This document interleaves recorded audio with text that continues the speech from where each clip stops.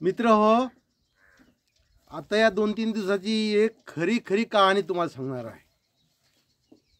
सत्य घटना आहे आणि ही सत्य घटना का आहे हे आपलं पटलं तर घ्या, या चॅनलवर पाहण्याचं विसरू नका।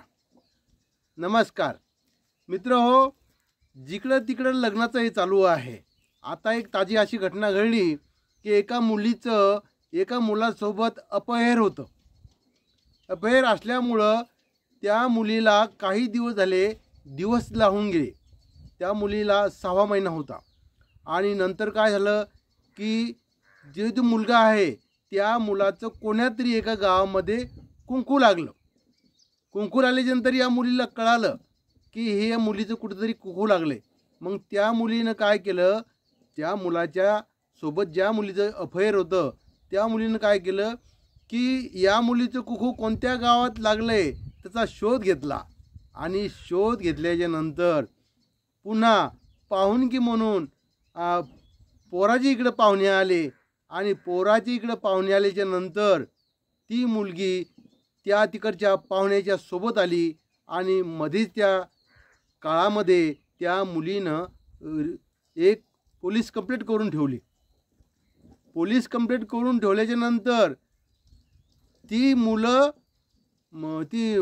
म्हणजे ती पोरगी त्या पोलिसाला घेऊन ज्या ठिकाणी कुंकू होतं मुलांचं म्हणजे साखरपुडा होता त्या ठिकाणी ती आली आणि तिनं स्पष्ट सांगितलं, या मुलासोबत मुलगी द्यायची नाही, या मुलासोबत माझं अपहरण आहे, माझं झिंगाट चालू आहे, असं त्या मुलीनं एवढ्या मोठ्या पाहुण्याच्या देखत त्या मुली सांगितलं।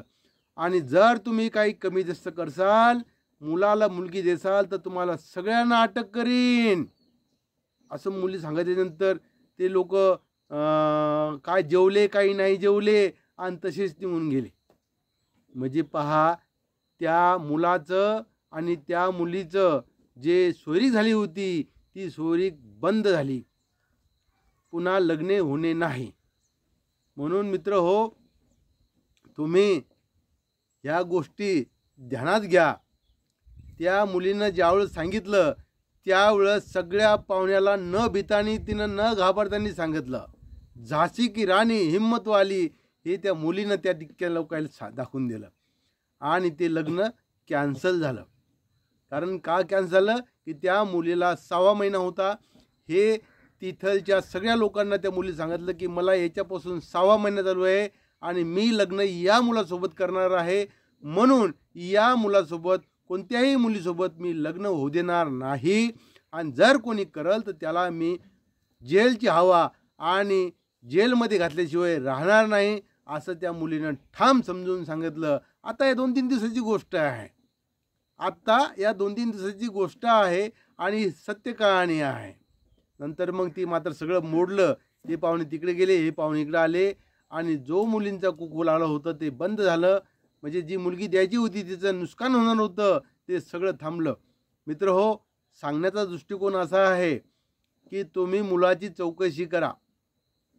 मुलंही बी सुद्धा हे असतात, नोकरीवाला किंवा सर्व्हिसवाला म्हणतात ना, तर मुलं काय काय अशी लफडेबाज असतात, कुठून कुठे ते झिंगाट चालू असते आणि मग टायमावर झिंगाट असं होऊन जातंय। त्याच्यामुळं आपली मुलगी द्यायची असली तर मुलाची पूर्ण चौकशी करा तरच मुलगी द्या।